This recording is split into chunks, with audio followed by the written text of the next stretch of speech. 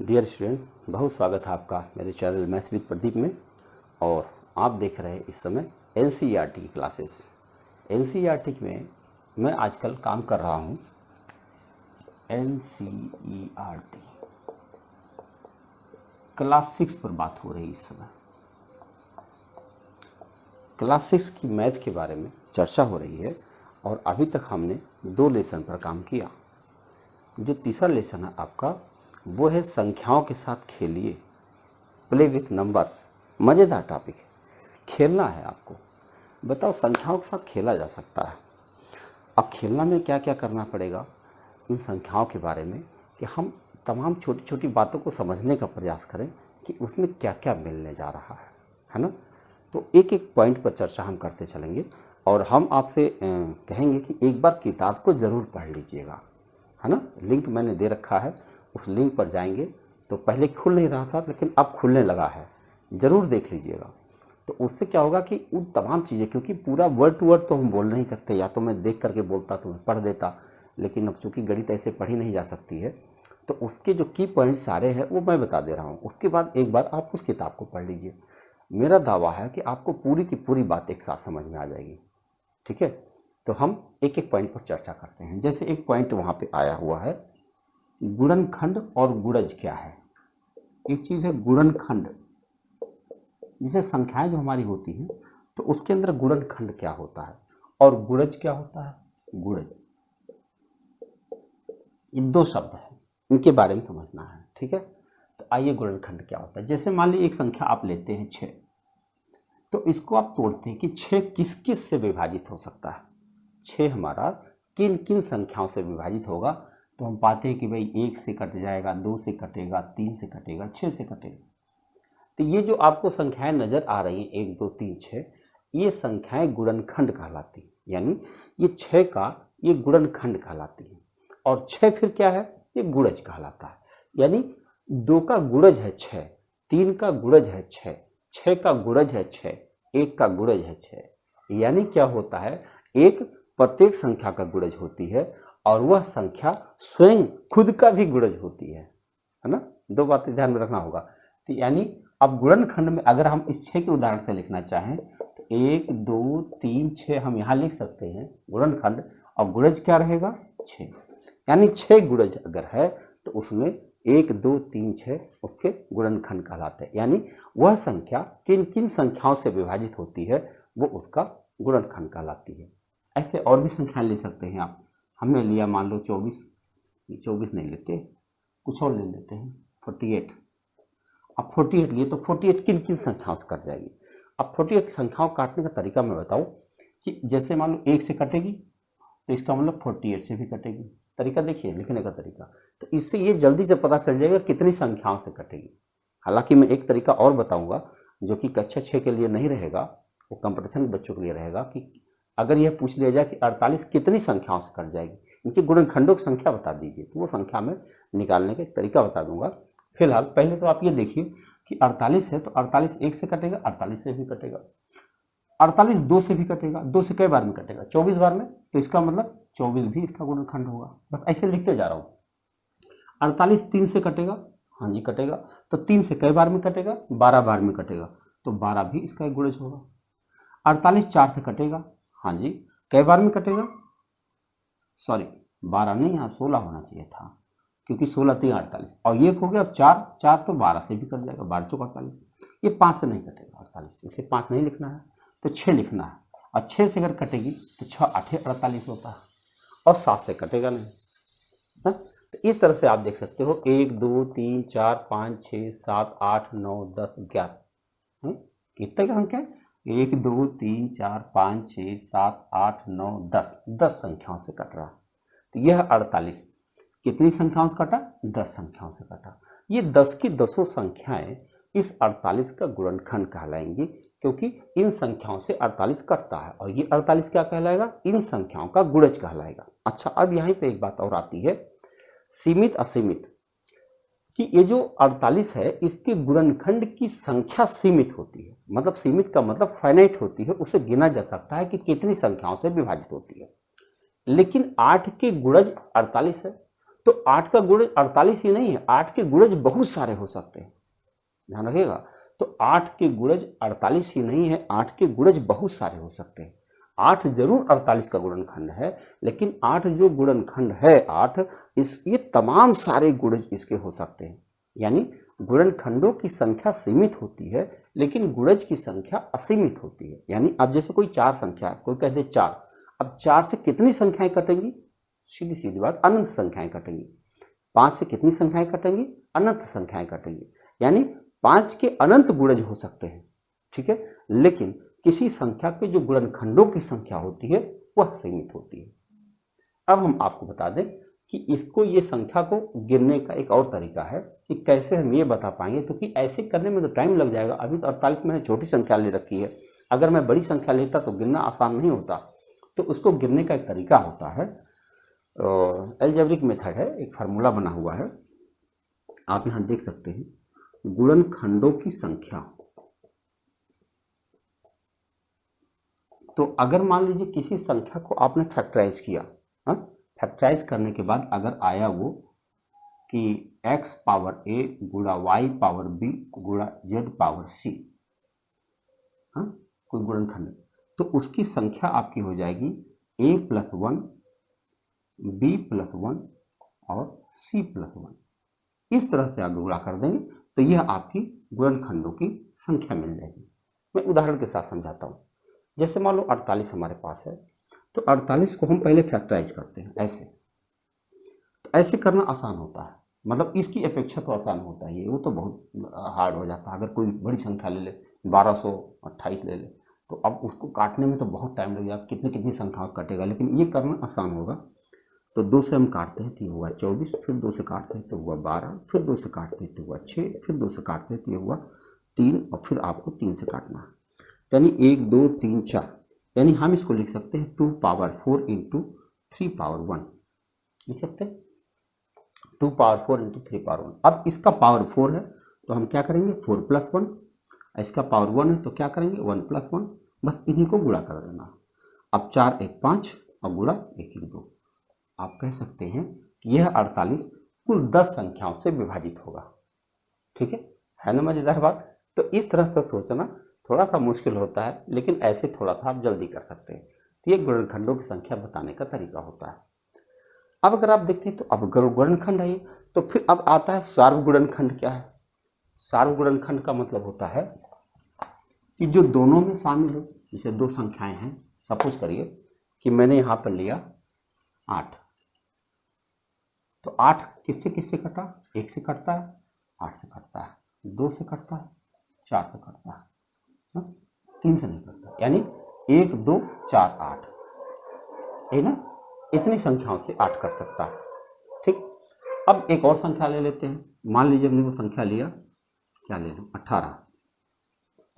18 को फिर तोड़ते हैं, 1 से कटेगा 18 से कटेगा, 2 से कटेगा 9 से कटेगा, 3 से, जी हाँ 3 से कटेगा और 6 से कटेगा, 3 6 18, इतनी संख्या से कटेगा। अगर आप ध्यान से देख लीजिए तो इसमें यह संख्या 1 गुणा 2 और 1 गुणा 2 दोनों में है। यानी अब हम कह सकते हैं कि 1 गुणा 2, ये जो संख्या है ये सार्वगुणनखंड कहलाएगा। सार्व माने उसमें भी कॉमन फैक्टर, अंग्रेजी में कहेंगे कॉमन फैक्टर, कि ये इसमें भी है और इसमें भी है, तो इसको हम कॉमन फैक्टर करेंगे। ठीक है, आगे चल करके महत्तम जब हम लोग निकालेंगे तो इसकी आवश्यकता महसूस होगी, समझ में आएगा कि हम क्या कह रहे हैं। तो ये है सार्वगुणनखंड, यानी जो गुणनखंड कई संख्याओं में शामिल हो, जो गिनतियां, उनको हम कॉमन कहते हैं। ठीक है, तो इन्हें सार्वगुणनखंड हम लोग आसानी से कहते हैं। तो मेरे ख्याल से समझ में आ रहा होगा, कुछ छोटी छोटी बातों की चर्चा हम आपसे कर रहे हैं। तो आपने अभी तक ये सीखा कि एक प्रत्येक संख्या का गुणनखंड हो सकता है। ठीक, और वह संख्या, जो भी कोई संख्या आप लेंगे तो वो अपने खुद का भी गुणनखंड होता है। ठीक है, यानी एक और स्वयं से वह संख्या अवश्य ही कट जाती होगी, चाहे जो हो।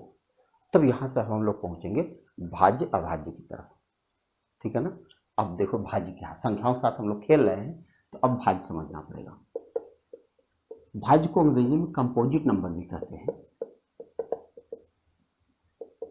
और अगर आप लिस्ट पे जाएंगे और नंबर सिस्टम देखेंगे तो आप उसमें आपको ये चीज़ें बहुत आराम से मिल जाएंगी।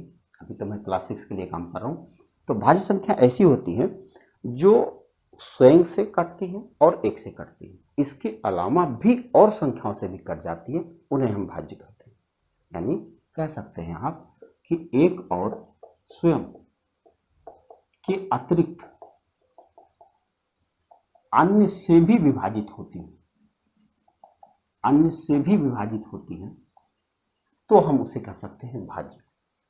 ठीक है ना, एक से भी कटे और स्वयं से भी कटे, इसके अलावा अन्य संख्याओं से भी कटे, तब हम उसको भाज्य कहते हैं। अंग्रेजी में इसकी डेफिनेशन है the number which have more than 2 factors is called composite number. तो मोर देन 2 फैक्टर्स अगर होगा, तो अगर हम आपसे तुरंत यही पूछे कि सबसे छोटी भाज्य संख्या क्या है, तो आप बताओगे 4। क्यों? क्योंकि अगर हम लिखते जाएं 1 2 3 4 5 ऐसे लिखते जाएं, तो आप देख लो कि 1 सिर्फ 1 से कट रहा है, 2 सिर्फ 1 और स्वयं से कट रहा है, 2 से कट रहा है, 3 सब इसको गुणनखंड में लिख रहा हूँ, 3 जो है 1 से कट रहा है और केवल 3 से कट रहा है, केवल 4 ही है जो 1 से भी कट रहा है, 2 से भी कट रहा है और 4 से भी कट रहा है। तो आप देख रहे हैं कि 1 और स्वयं के अलावा ये 2 से भी कट रहा है, इसलिए इस 4 को सबसे छोटी भाज्य संख्या कहते हैं। कुल कितनी भाज्य संख्याएं होती हैं? अनंत होती है, क्योंकि पूरा गिनती के अंदर कितनी भाज्य संख्याएं होंगी उसको कोई काउंट नहीं कर सकता। तो आप ये बता सकते हैं, क्वेश्चन जो पूछा जाता है तो ये पूछा जाता है कि सबसे छोटी भाज्य संख्या क्या है, तो आप उसको 4 कह सकते हैं। तो अगर भाज्य हुआ तो फिर अभाज्य भी होगा। अभाज्य संख्याओं के बारे में अगर आप देखें तो इसको प्राइम नंबर कहते हैं।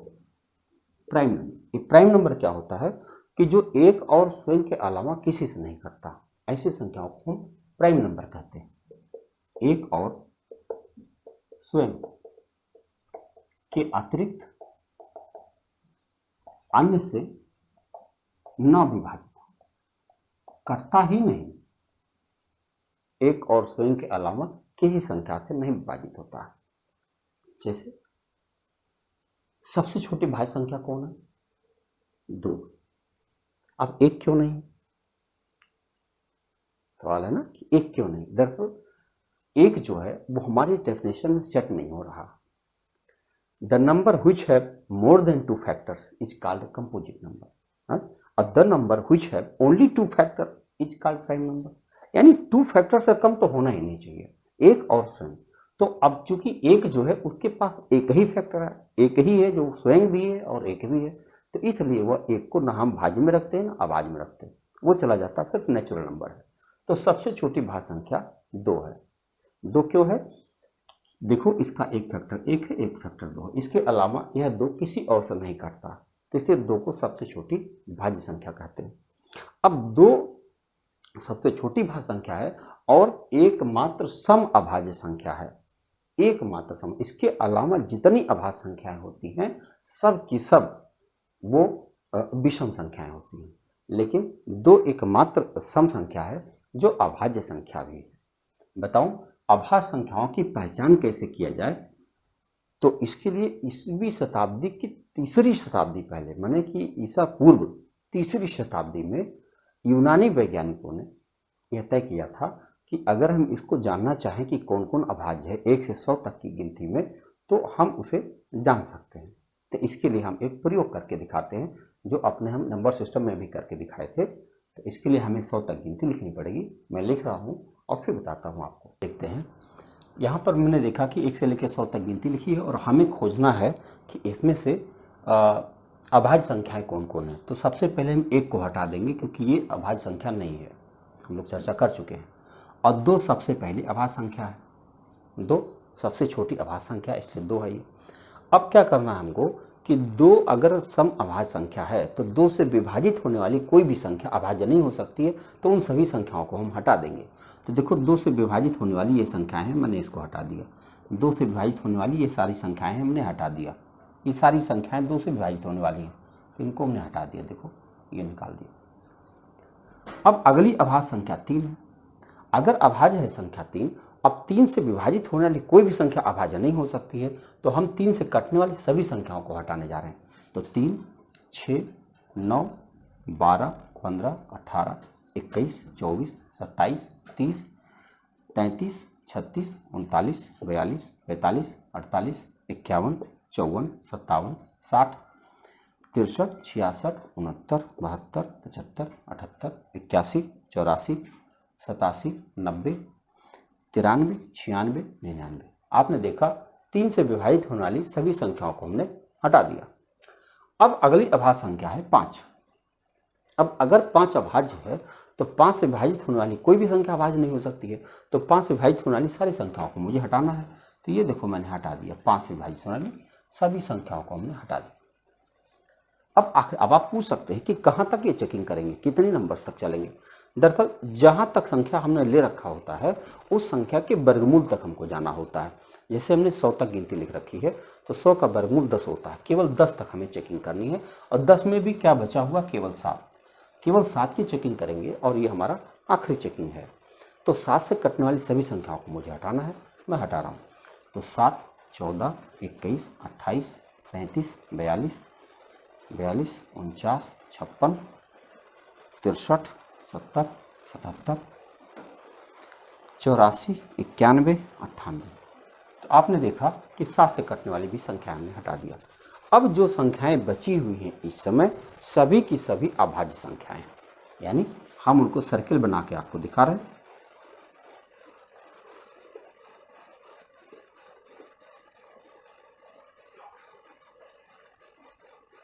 जितनी संख्याओं को हमने सर्किल बनाया है ये सभी संख्याएं अभाज्य संख्याएं कहलाती हैं, यानी इनको कोई संख्या काट नहीं सकती। अब इस पर, ये तो क्लास 6 का मामला है, लेकिन इस पर पूछा जा सकने वाला सवाल, अब देखो एसएससी का सवाल बता रहा हूँ, 1 से लेकर 100 तक कुल कितनी अभाज्य संख्याएं होती हैं। देखा, तो अब खाली बस ये गिन लेना है कि कुल कितनी है। मैं बता दे रहा हूँ 25 होती हैं, आओ गिन के दिखाता हूँ। 1, 2, 3, 4, 5, 6, 7, 8, 9, 10, 11, 12, 13, 14, 15, 16, 17, 18, 19, 20, 21, 22, 23, 24। एक छूट रहा है कोई, कहाँ छूट गया भाई? हाँ, कौन सी संख्या छूट गई? मैं तुरंत चेक कर ले रहा हूँ। ये छूट गई, देखो ये सर्किल बनाना छूट गया था, 25 संख्या। तो यानी आप कह सकते हो कि 1 से 100 तक कुल 25 अभाज्य संख्याएं होती हैं, 25 होती हैं अभाज्य संख्या, जिसमें से 1 से अगर हम 50 तक देखें तो 15 संख्याएं होती हैं, और 50 से 100 तक अगर हम देखें तो 10 संख्याएं होती हैं। तो इस पर एक क्वेश्चन आपके कंपटीशन का भी आ गया। तो ये बहुत काम की चीज़ है, आपको भाज्य अभाज्य के बारे में एक बेहतरीन जानकारी होनी चाहिए। भाज्य अभाज्य के बारे में के बाद हम लोग देखते हैं अब सह अभाज्य क्या होता है।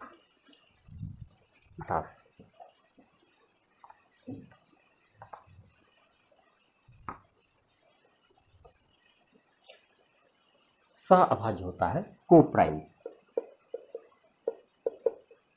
इसको कहते हैं कोप्राइम।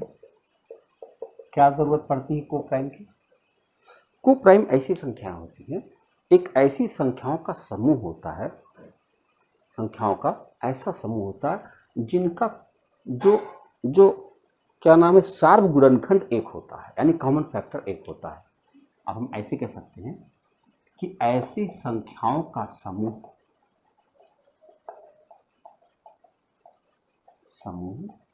जिनका सार्व गुणनखंड, वही कॉमन फैक्टर, सार्व गुणनखंड 1 होता है, या उसको आप कह सकते हो उनका महत्तम 1 होता है। तो ऐसी सभी संख्याओं को हम कोप्राइम कहते हैं। जैसे मान लेता हूं मेरे सामने एक संख्या 35 है, तो 35 को अगर हम देखें तो ये है 1 और 35, 5 और 7 और 35, इन संख्याओं से 35 कट रही है, ठीक है ना। अब अगर हम कोई और संख्या देखते हैं, एक और ले लेते हैं 28, तो हमने लिया 1, 2, 4, 7 और 28। अब अगर हम यह देखें तो इन दोनों गुणनखंडों में कौन सी संख्या है जो दोनों में कॉमन, 1। अब हम कह सकते हैं दावे के साथ कि हमारा 35 और 28 का जो ग्रुप है ये सह अभाज्य, देख रहे हैं। सह अभाज्य हम उसी को कह सकते हैं जिनका जो कॉमन फैक्टर होता है वो सिर्फ एक होता है ना। ओके, जैसे हमने यहाँ लिख दिया 16 और 25, तो 16 और 25 का कॉमन फैक्टर देखोगे तो एक आएगा, और इसलिए हम इन दोनों को सहभाज्य संख्याओं की श्रेणी में रख सकते हैं। ठीक है, तो ये कितने काम की बात होती है। अभी हम लोग एलसीएम एचसीएफ की चर्चा भी यहीं पर होनी है, तो उसमें इनके इस्तेमाल होगा। जैसे कि मैं आपको बताऊं, तो कहा जाता है कि अगर को प्राइम नंबर्स हैं आपके पास, तो उनका जो एलसीएम नहीं निकालना पड़ता, उनका गुणनफल ही उनका एलसीएम होता है। जैसे अगर हमसे कोई कह दे कि 7 और 8 का एलसीएम बताओ, तो 7 और 8 का एलसीएम 7 8 56 होगा बस। क्यों? क्योंकि इनका कोई कॉमन फैक्टर है ही नहीं, तो उनका गुणनफल ही उनका लघुत्तम हो जाता है। ठीक है, तो आइए देखते हैं अब कुछ संख्याओं की विभाज्यता देखनी है। ये हमारा चैप्टर जो है, इस चैप्टर का नाम है प्ले विथ नंबर्स। तो हम संख्याओं के साथ खेलेंगे, तो उनका हम वो भी देखेंगे। गुणनखंड का मतलब विभाज्यता की जांच। अब विभाज्यता की जांच हम लोग जल्दी से देखेंगे कि कोई संख्या किसी संख्या से क्यों विभाजित होती है, जांच। तो इसमें हम सबसे पहले देखेंगे 2 की विभाज्यता। ये आपको बहुत जगह पे मिल जाएगी। अंतिम अंक, कोई भी संख्या आपके सामने दिख जाए, उसका अंतिम अंक मतलब इकाई का अंक, अंतिम अंक 0 2 4, अब 0 2 4 6 पूरा लिखने की जरूरत नहीं है, भाई 0 हो या 2 से विभाज्य कोई भी संख्या आपके सामने आए, उसका आखिरी अंक देखिए, वो या तो 0 हो या 2 से कटने वाली संख्या रहे, तो समझो वो संख्या 2 से कट जाएगी। 3 की देखें, आप चाहे तो एग्जाम्पल ले सकते हैं। ये सारी संख्याएं देखो, इसका आखिरी अंक, अच्छा ये कोई जरूरी नहीं कि 3 अंक की संख्या होनी चाहिए, हम चाहे जितने अंक की बना दें कोई फर्क नहीं पड़ता है, बस इसका केवल आखिरी अंक हमको देखना होता है, ये वाला ये वाला ये वाला। ठीक है, 3 की विभाज्यता अगर हम देखते हैं तो अंकों का जोड़, अंकों का योग 3 से विभाज्य, 3 से विभाज्य कोई भी संख्या आपके सामने आए, the sum of number is divisible by 3। ठीक है, कोई अंकों का योग 3 से विभाज्य, जैसे ये दोनों संख्याएं 3 से कट रही है। कैसे? 8 + 6 + 1, 8 6 14 1 15, 3 से कट जाएगी। 9 4 13 5 18, 3 से कट जाएगी। अगर अंकों का जोड़ 3 से कट रहा है तो समझो पूरी संख्या 3 से कट जाएगी। ठीक है, अब 4 की विभाज्यता देखिए। 4 की विभाज्यता देखेंगे तो इसमें होता है कि अंतिम अंक, अंतिम 2 अंक, अंतिम 2 अंक 0 हो या 4 से विभाज्य, यानी कि कोई भी संख्या आपके सामने आ रही है, अगर उसका लास्ट 2 डिजिट 0 हो या डिविजिबल बाई 4 हो। देखो मैं लिख के दिखाता हूं।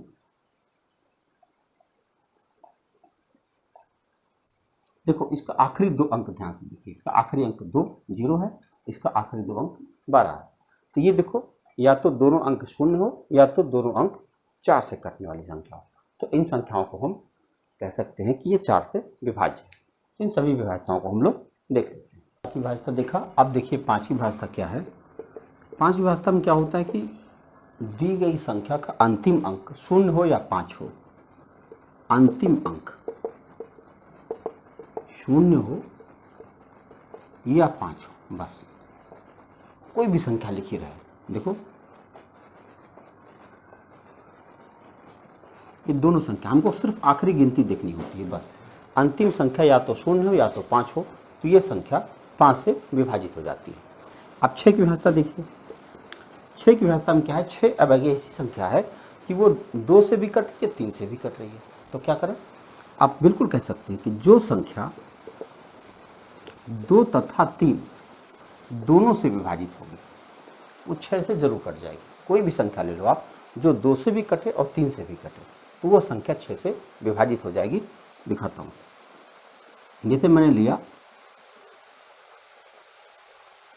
ये अंतिम अंक 6 है, 2 से कटेगा, और 6 4 10 5 15, अंकों का जोड़ 15 है, 3 से भी कटेगा। ये संख्या 2 से भी कट रहा, 3 से भी कट रहा है, इसका मतलब अब ये 15 से 6 से भी कट जाएगा। तो ये है विभाज्यता, इस तरह से बनती चली जाती है। हालांकि आपकी किताब में, जो कक्षा 6 की किताब में कर रहा हूँ, इसमें सारी विभाज्यताएं नहीं दी गई है जो मैं बता रहा हूँ, लेकिन मैं इकट्ठा कर दे रहा हूँ तो इससे क्या है, आपको फायदा ही मिलेगा, लाभ मिलेगा। मैं 12 तक की व्यवस्था आपको करवा देता हूँ। ठीक है, अगली व्यवस्था देखिए। अगली है 7 की व्यवस्था।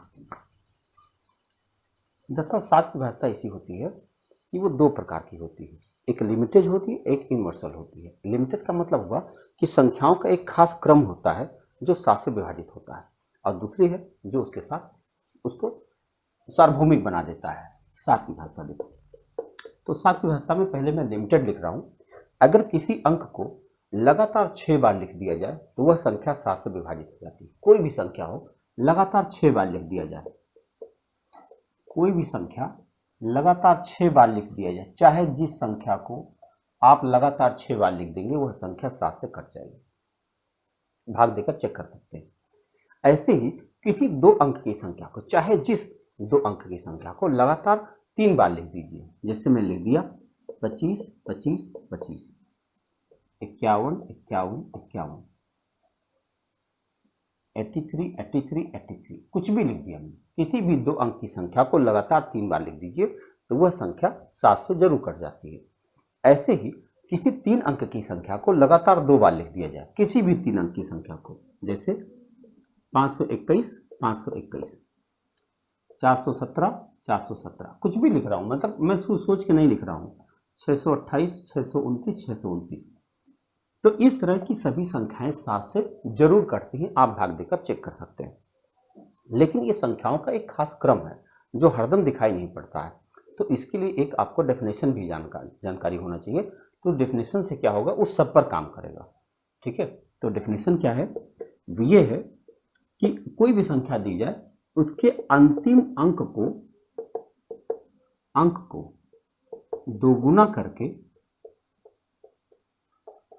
शेष संख्या में से घटाते जाइए।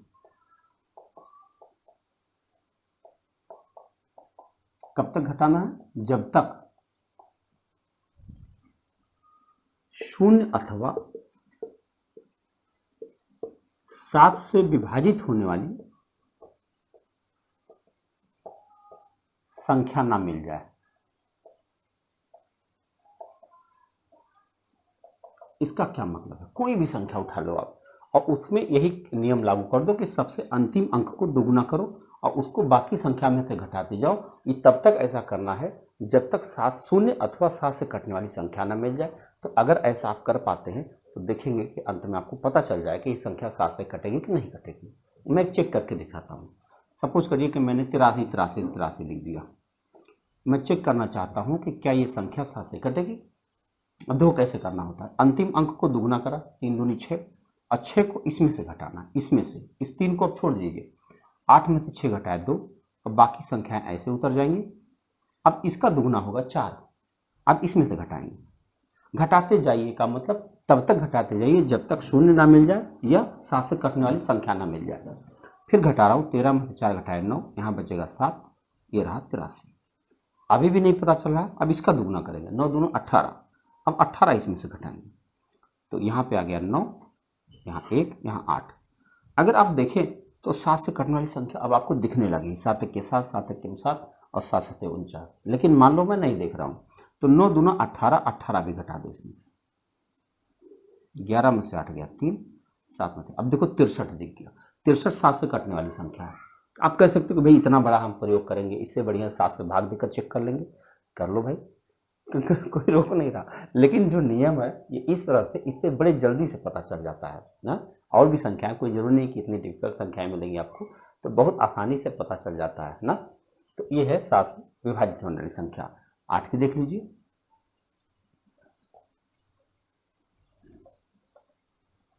8 की व्यवस्था देखिए। अब इसमें क्या है, अंतिम 3 अंक, अंतिम 3 अंक 0 हो या 8 से विभाज्य हो। वैसे मैं आपको बताऊं कि बड़े काम की चीज अब आपको देखा है। 2 की व्यवस्था में आपने क्या देखा था, अंतिम अंक 0 हो या 2 से कट जाए। 4 की व्यवस्था क्या देखा आपने, अंतिम 2 अंक 0 हो या 4 से कट जाए। अब 8 की क्या देखा, अंतिम 3 अंक 0 हो या 8 से कट जाए। अब 16 की आप बता दो, अंतिम 4 अंक 0 हो या 16 से कट जाए। अब 32 की बताओ, अंतिम 5 अंक शून्य हो या 32 से कट जाए।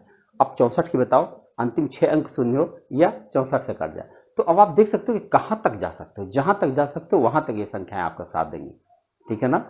बहुत मज़ेदार होता है। देखिए मैं उदाहरण देके दिखाता हूँ।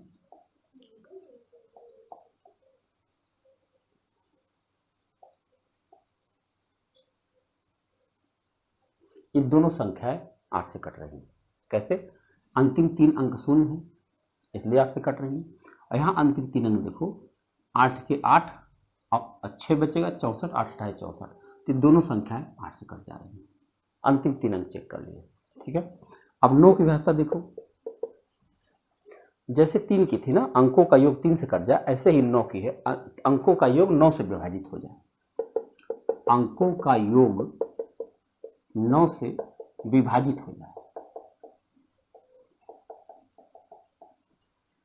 है ना, विभाजित हो जाए। तो इससे क्या होगा, कोई भी संख्या लिखिए, देखो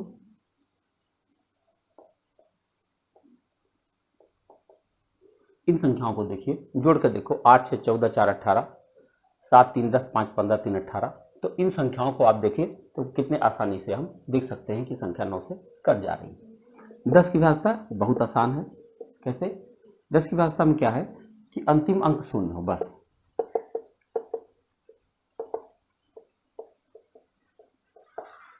आराम से हो गया। 11 की व्यवस्था क्या है, देखो इसका एक उदाहरण दे दूं, अंतिम अंक शून्य हो, बस चाहे 1 शून्य हो 2 शून्य, 1 शून्य कम से कम होना चाहिए, ज़्यादा से ज़्यादा शून्य है तो और अच्छी बात है, ठीक है। 11 की व्यवस्था देखो, 11 थोड़ी सी अलग है, जैसे 7 की थोड़ी सी अलग थी, ऐसे 11 की अलग है। 11 की व्यवस्था है कि अल्टरनेट अंकों के योग का अंतर शून्य हो या 11 से विभाज्य। अल्टरनेट अंकों के योग का अंतर शून्य हो या 11 से विभाज्य। क्या मतलब हुआ इसका, जैसे मैं लिख के दिखाता हूं आपको।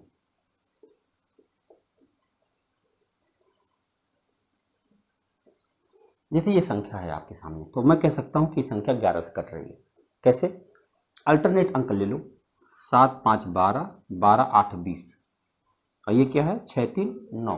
अब 20 में से 9 घटाओ, 11 आया, जी हाँ ये संख्या कट जाएगी। और देख लो ये भी संख्या 11 से कट जाएगी। कैसे? इसको चेक करो, 6 5 11, इसको चेक करो, 6 5 11, 11 माइनस 11 बराबर 0, संख्या समझो 11 से कट गई। और अब 12 की व्यवस्था, 12 की व्यवस्था होती है जो संख्या 3 और 4 से कट जाएगी वह 12 से अवश्य विभाजित हो जाएगी। वैसे मैं आपको बताऊं कि इस चैप्टर के अंदर विभाज्यता के साथ साथ लघुत्तम महत्तम के बारे में भी जानकारी दी गई है। तो मैं ऐसी कोशिश करता हूं कि मैं इसके पहले जो मैंने लघुत्तम महत्तम की वीडियोस बना रखे हैं उसका मैं लिंक डिस्क्रिप्शन में दे रहा हूँ, ठीक है। तो इसके साथ उसको पढ़ लेंगे तो आपके लिए फ़ायदा होगा कि हमको 2 बार नहीं बताना पड़ेगा, है ना, वहाँ से आप देख सकते हैं, ठीक है। अब एलसीएम में कई सारे वीडियोस बना रखे हैं हमने पहले से, तो उसको मैं डाल दूंगा। हालांकि कक्षा 6 के विद्यार्थियों के लिए थोड़ा सा वो हैवी होगा, लेकिन बताऊं कि शुरुआत के जो 1-2 वीडियोस होंगे वो आपके एकदम बेसिक होंगे, जो सबके काम के हैं, तो वो आपके बहुत काम आएंगे। अब एक और बात बतानी थी आपको, वो बता दें और फिर हम चैप्टर शुरू करते हैं। पूर्ण संख्या के बारे में आप क्या जानते हो? संपूर्ण संख्या का नाम सुना है आपने? संपूर्ण संख्या,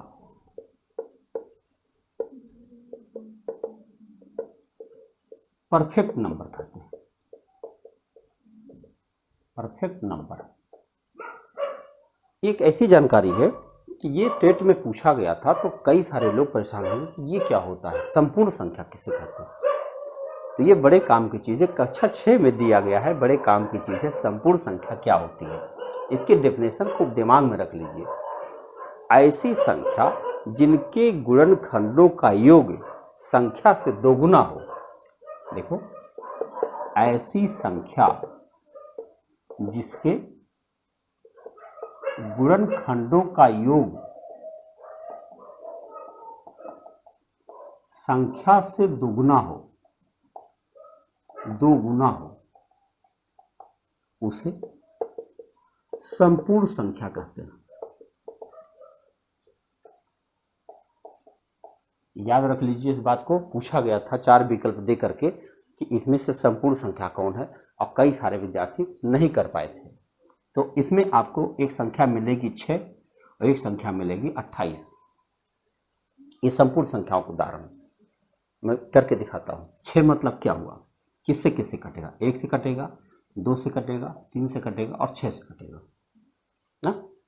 6 इन्हीं संख्याओं से कटेगा, यानी 6 के गुणनखंड यही सारे हैं। इनको जरा जोड़ो, 6 3 9, 9 2 11, 11 1 12। 12 क्या है, इसका दुगना। तो क्या मैंने उदाहरण दिया इसमें कि दिए गए संख्या के गुणनखंडों का योग जो है वो संख्या से दुगना होना चाहिए। ठीक है, इसे संपूर्ण संख्या कहते हैं। बहुत काम की जानकारी है, इसको अवश्य याद रखिएगा। 28 के बारे में दिखाऊं आपको। 1 से कटेगा, 2 से कटेगा, 3 4 5 6 7 से कटेगा और 28 से कटेगा। और किससे नहीं कटेगा? कटेगा, हाँ भाई, 14 से कटेगा और 4 से कटेगा, हम तो लिखे ही नहीं, और 28 से कटेगा। इतनी संख्याओं से 28 कटेगा। और जोड़ते हैं, 28 और 14 42, 42 और 7 49, 49 और 4 53, 2 55, 1 56। 56 क्या है? 28 का दुगना। तो याद रखिएगा, काम की चीज है कि दी गई संख्या के गुणनखंडों का योग यदि संख्या से दोगुना हो तो उस संख्या को संपूर्ण संख्या कहते हैं। ठीक है, और हम इसका लिंक भी दे देंगे आपको, नंबर सिस्टम का और उसका जो है लघुत्तम का। तो ये दोनों लिंक से आप वीडियो मिलाकर देखिएगा। और उसके बाद अब हम चैप्टर्स के क्वेश्चन करवाएंगे। इसमें बहुत चैप्टर है, मतलब कि एक्सरसाइजेज इसमें 7 एक्सरसाइजेज हैं। 3.1, 3.2, 3.3 ऐसे 7 एक्सरसाइजेज हैं। हम कोशिश करेंगे कि हम आपके एक्सरसाइज करवा दें। आप लोग पढ़ते रहें। धन्यवाद।